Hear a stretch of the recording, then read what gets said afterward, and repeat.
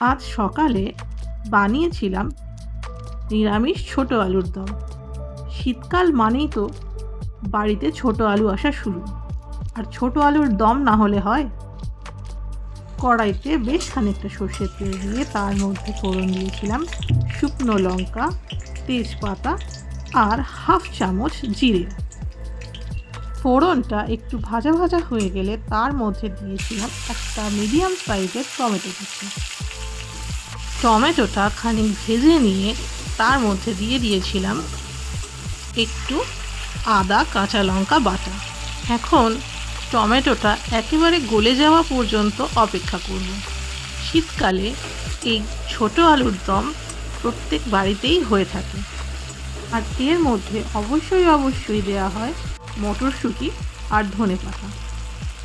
এখন সব গুঁড়ো মশলাগুলো দিয়ে দেব, হলুদ গুঁড়ো আর লঙ্কা গুঁড়ো। এবার তেল বেরিয়ে আসা পর্যন্ত কষে তেল বেরিয়ে আসার পর তার মধ্যে দিচ্ছি মটরশুঁটিগুলো।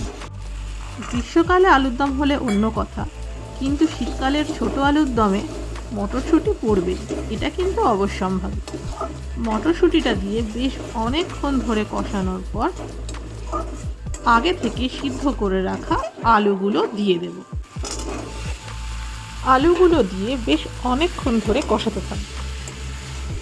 বেশ কিছুক্ষণ নাড়িয়ে চাড়িয়ে উপর থেকে ছড়িয়ে দেব আগে থাকতে গুঁড়ো করে রাখা ধনে জিরে গুঁড়ো আর গরম মশলা গুঁড়ো।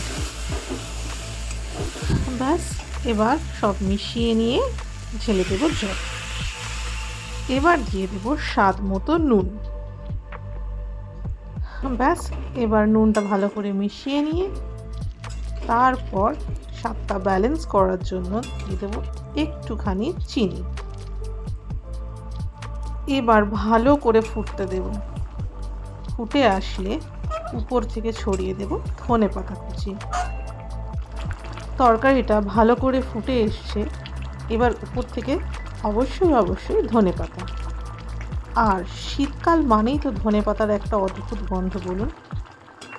আর এর সঙ্গে যদি পাওয়া যায় গরম গরম কড়াইশুঁটির কচুরি, তাহলে ব্যাপারটা কেমন জমে যাবে বলুন তো।